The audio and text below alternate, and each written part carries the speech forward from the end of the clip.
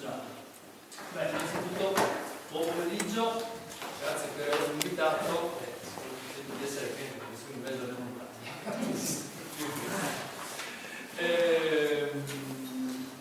Sì, giustamente cambiamo tema, cambiamo argomento. Sapete, gli economisti sono solo gli italiani attenti alla realtà, e farò anch'io. Non so neanche se quello che dirò è interessante. Parlare di reddito immobiliare significa un po' forse parlare di qualcosa che può essere anche abbastanza scontato. Il reddito immobiliare c'è poco da dire. Ma siccome mi occupo molto di ricerca, a me piacciono i numeri, quindi cercherò di dare un po' di numeri, perché i numeri poi sono significativi. Le leggi sono molto importanti perché se uno serve una Vorrei partire da questa considerazione di carattere generale. È vero che il sindaco ha bisogno di fare cassa, però è anche vero che se non c'è qualcuno che ha bisogno di fare lì la casa per fare un investimento, il sindaco non si pone il problema. Voglio dire che probabilmente c'è qualcosa che sta a monte di questa ondata di centro, d'accordo? O almeno in parte sta a monte. Io purtroppo semplificherò il problema, ma in realtà è molto più complicato. Allora, che cos'è la rendita urbana? La rendita urbana è un fatto connaturato a questo sistema economico basato sul cambio di merci e servizi, cioè deriva, la rendita si forma dal fatto che è più efficiente il sistema territoriale in cui c'è un luogo centrale di scambio rispetto al sistema territoriale in cui gli scambi avvengono direttamente tra i vari soggetti che producono e consumano la merce. Quindi la rendita c'è, dicevo all'inizio, è un fatto connaturato all'economia stessa. I sistemi territoriali spontaneamente, specialmente in passato, tendono a polarizzarsi dal punto di vista territoriale. Lo vedremo dopo guardando una cartina dei valori immobiliari del Veneto. Però, cosa è stato detto anche questo? Cos'è che forma la rendita? Cioè, il motore della rendita, il fenomeno della rendita è determinato dall'accessibilità. Sono i costi dell'accesso, dell'accessibilità che comportano la formazione di importanti fenomeni di rendita. Tant'è che si è visto progressivamente che la riduzione dei costi di trasporto e l'aumento della congestione nelle aree urbane cosa ha causato nel Veneto? Penso in generale. Ha ridotto l'importanza delle località centrali e ha favorito l'insediamento sparso, cioè è stata spalmata la rendita nel territorio del Veneto, ripeto, fra poco lo vedremo. Da questo punto di vista è fondamentale. Allora, questa cartina riporta i valori immobiliari del Veneto nel 2005, sono classi molto sinteliche, ma ci danno un'idea, una visione del fenomeno. Vediamo chiaramente che il colore scuro significa valori immobiliari molto alti, il valore chiaro significa valori immobiliari molto bassi. Allora nel Veneto abbiamo due aree poco appetibili dal punto di vista insediativo, che sono una parte della montagna, la montagna non turistica, o meglio se vogliamo la montagna in cui non c'è la doppia stagione turistica, e tutta la bassa polesana, padovana e veronese. Sono zone cosiddette marginali, se vogliamo anche un po' di vertici. Bene, d'altro canto all'opposto cosa troviamo? Vediamo chiaramente che nel Veneto c'è un fenomeno di polarizzazione dei valori immobiliari e quindi della rendita urbana. Attorno a cosa? Beh, attorno ai nostri poli urbani essenzialmente, quindi vediamo Treviso, Venezia, specialmente Venezia, Padova, Vicenza e Verona, si vede chiaramente. Un altro motore importante di rendita urbana sono i poli turistici, si vede il lago di Garda, si vede la riviera adriatica, si vede la zona dell'Alto Padova, per esempio. Altri fattori importanti di rendita urbana, però vi diceva, è la dispersione insediativa. Allora, nel centro che vedete colorato praticamente tutto in rosso, abbiamo un fenomeno di diffusione della rendita. Diffusione della rendita perché? Perché negli anni passati la crescita della popolazione, quindi la crescita insediativa, ha interessato molto di più i comuni del centro Veneto. Paradossalmente nell'ultimo decennio è cresciuta di più, anzi negli ultimi 15 anni, la popolazione è cresciuta di più nei comuni ex rurali del centro Veneto rispetto ai comuni di prima fascia metropolitana. Non era mai accaduto nella nostra esperienza. Quindi siamo in presenza di un fenomeno di dispersione insediativa che trova proprio la sua motivazione nei cambiamenti nei costi di trasporto e di accessibilità. Guardate che l'altro motore importante è segnato proprio dalla creazione della rendita, è segnato dagli assi si vede abbastanza chiaramente che le principali autostrade e le principali strade statali comportano generalmente un incremento della vendita immobiliare, del valore degli immobili. Qualche altro dato che mi pare utile e interessante, allora, per sviluppare poi il ragionamento che farò successivamente. Allora, lo sviluppo, che relazione c'è stata tra attività edilizia e sviluppo economico del Veneto? Perché è una cosa importante. Allora, nel Veneto abbiamo avuto due boom edilizi. Non guardate la scala di quello che è poco confrontabile i dati, sono poco confrontabili i dati, quello che è accaduto negli anni 70 rispetto a quello che è accaduto dopo il 2000, ma insomma è dato per rendere l'idea che ci sono stati due picchi di attività edilizia. Allora abbiamo un primo boom edilizio, dicevo, che va grosso modo a metà degli anni 70 e all'inizio degli anni 80 e viene bloccato dalla legge Boccarossa, da una normativa di carattere finanziario. L'introduzione dell'onerosità delle trasformazioni, scusate, degli oneri di urbanizzazione comporta un incremento dei costi di edificazione del 5% più. Questo drasticamente taglia l'attività edilizia. L'altro boom, guardate che questo è avvenuto in una situazione in cui non c'erano i piani urbanistici, perché i piani urbanistici del Veneto partono praticamente dopo la regionalizzazione dell'urbanistica, quindi dopo gli anni 70 la prima legge urbanistica del Veneto era del 78 sul piano dell'85. Dicevo, il secondo boom avviene nel 2000 in cui tutti i comuni hanno il piano europeo generale, quindi il primo derivava da una, diciamo, era motivato da una forza spontanea che partiva dal territorio, questo qui era completamente governato dagli strumenti urbanistici. Guardiamo quest'altro dato perché è abbastanza interessante, poi ci introduce l'ultima parte. Se guardiamo l'andamento della crescita economica del Veneto e l'andamento della popolazione del Veneto, vediamo che cose abbastanza interessanti. Allora, negli anni 70 abbiamo avuto il massimo tasso di crescita dell'economia del Veneto. A partire dal 2000 l'economia del Veneto si blocca completamente. Crescita, se guardiamo il prodotto interno pro capite, è praticamente stabile, per 10 anni è cresciuto pochissimo. E quindi nel primo periodo abbiamo un fenomeno di crescita del reddito, della produzione e di crescita della popolazione. Nell'ultimo periodo, paradossalmente, abbiamo un fenomeno di forte crescita della popolazione, ma di stagnazione completa dell'attività produttiva, il che è abbastanza paradossale. Se poi confrontiamo attività edilizia con attività economica, scopriamo che il primo boom edilizio si è accompagnato alla crescita economica. Il secondo boom edilizio si è accompagnato alla stagnazione economica. Quindi, ma com'è possibile che vengano fatte case in una fase di stagnazione dell'economia, che vengano fatte strade, che vengano fatti capannoni in una fase di intensa stagnazione dell'economia? Cosa c'è dietro? Cosa c'è? Bene. I fenomeni speculativi sono sempre esistiti. Il fatto che un terreno agricolo venga destinato ad attività, ad insediamenti produttivi, ad insediamenti urbani, fa aumentare il suo valore di 10-20 volte, più o meno, spannometricamente siamo su questo ordine di grandezza. È logico che la tentazione è forte, no? Quindi la pressione sugli amministratori locali è sempre stata intensa da questo punto di vista. C'è niente da fare. Bene. Ma in realtà però, come dicevo, qualcosa deve essere cambiato, perché se mentre in passato crescita economica si accompagnava a crescita dell'attività edilizia, attualmente questo non avviene più.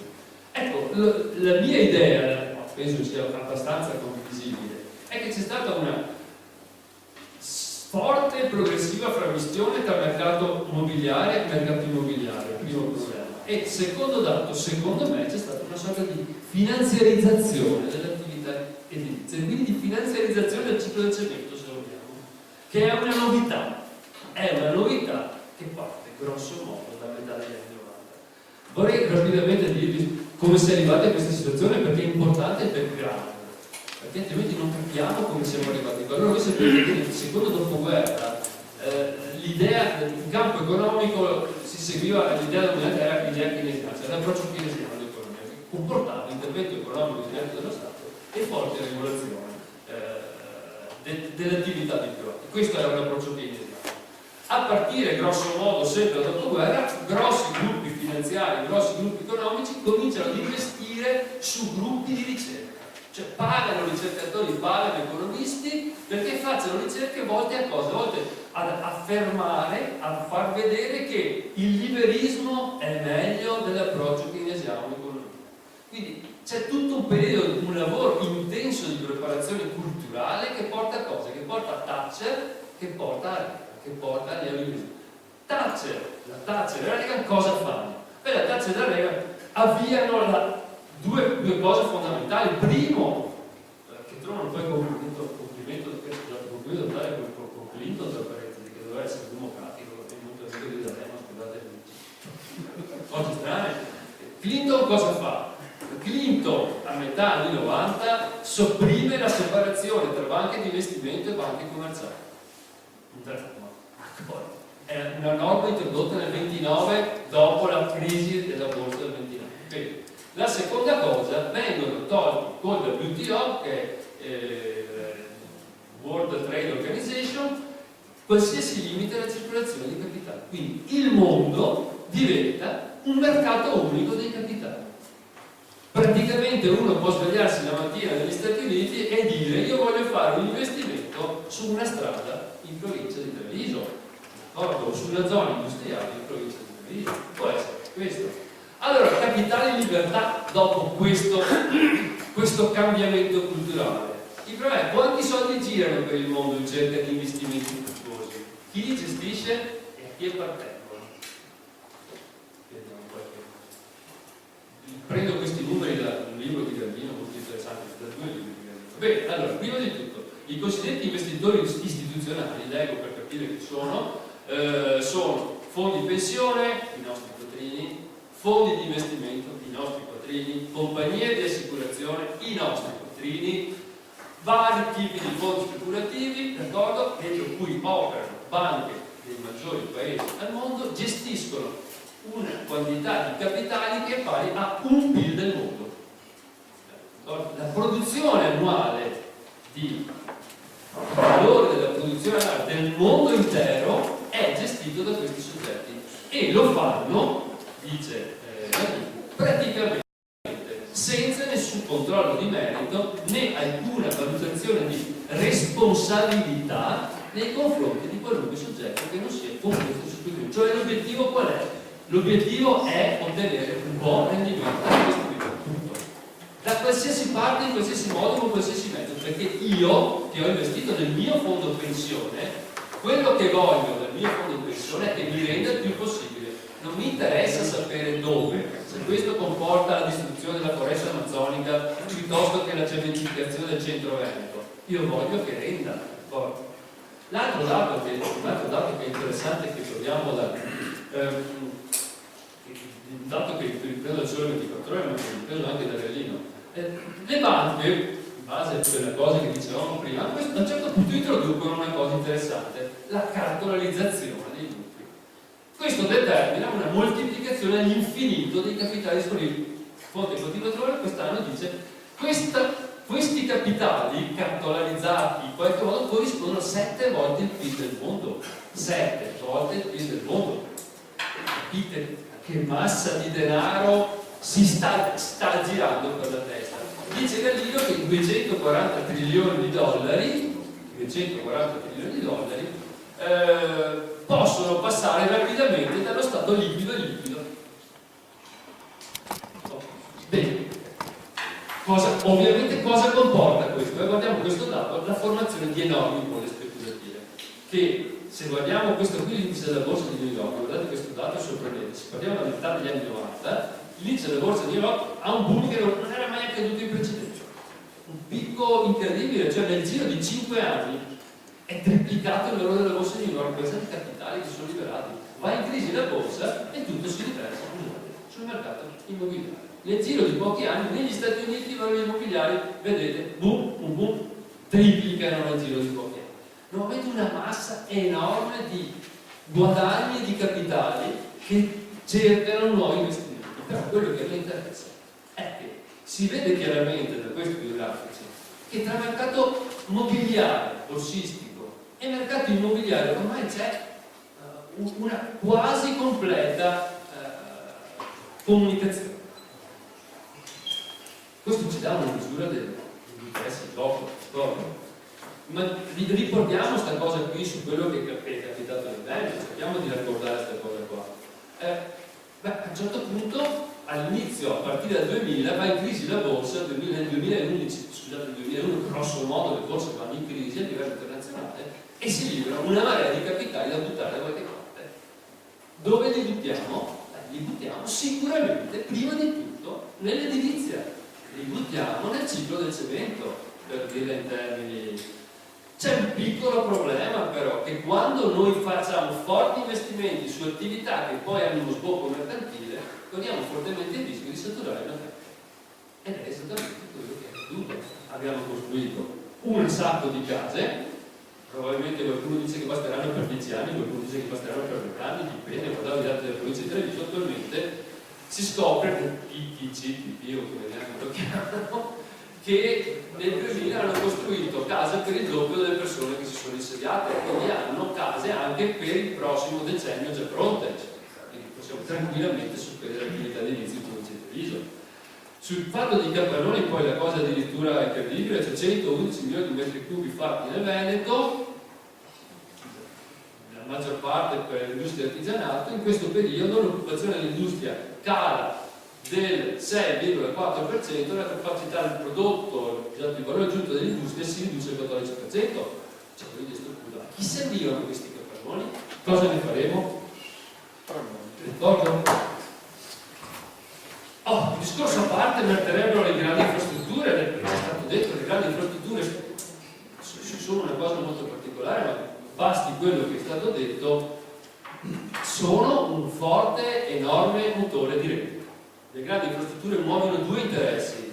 Ultimamente la mitica pedemontana veneta che faranno, che consumerà 7,4 km quadrati di territorio, un territorio in cui, tanto per dare un po' di numeri, il 20%, perché più del 20% del territorio della pianura veneta è urbanizzato e di questo il 20% è sparso nella campagna, questo è il Veneto, il centro del Veneto.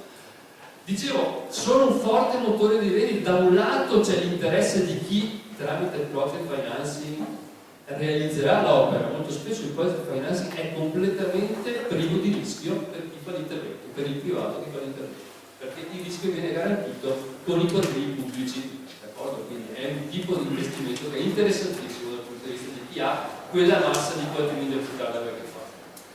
Poi le infrastrutture viarie comportano sicuramente una redistribuzione della rete del territorio. È ovvio, cambia l'accessibilità del territorio, cambia l'appetibilità delle aree, questo è evidente. Però c'è anche un piccolo problema, che il mercato immobiliare è un mercato fortemente rischioso, per cui non è detto che nel momento in cui gli interessi della popolazione o degli operatori economici si spostano da un'altra parte, dalle altre parti diminuiscono i valori. Per cui uno dice, beh, meglio. Questi aumentano i valori di là, di qua si abbassano i prezzi delle case. Non è vero, non è assolutamente vero. Il mercato immobiliare è fortemente rischioso, la gente attende che riprendano i valori e quindi ci troviamo di fronte a un paradosso che le persone pensano di essere arricchite mentre in realtà siamo di fronte a una finzione di creazione di ricchezza. Un'ultima notazione: cosa ha comportato il boom edilizio nel Veneto di questi tempi, fatto in questo modo? Io direi forti distorsioni sull'equilibrio territoriale e sociale. Allora, il boom edilizio, questo boom edilizio, ha contribuito allo svuotamento dei centri storici. Ma chi è uscito dai centri storici? I più giovani ovviamente, chi fa una famiglia. Quindi questa trasformazione non si può modificare nel breve periodo, ha effetti di lungo periodo, perché se sono i giovani che vanno fuori dalle città, nelle città si corrono fenomeni di ghettizzazione di vario genere, rimangono gli anziani e nei vuoti urbani che si generano abbiamo fenomeni immigratori, si creano ghetti dal punto di vista sociale. Quello che non capiscono i nostri amministratori è che sono loro che hanno creato questa cosa per effetto di questa dissennata politica territoriale. Quando uno mette in atto certe cose non può ignorare gli effetti collaterali, perché gli effetti collaterali diventano gli effetti principali. Cioè noi abbiamo ingessato una struttura insediativa, ma anche sociale ed economica nel lungo periodo, non nel breve periodo. Chi tornerà ad abitare nei centri urbani nei prossimi anni? Con i quattrini di chi? Se non c'è domanda, un'area vale zero. Se non c'è domanda, un'area vale zero. Spero di aver finito. Vi ringrazio.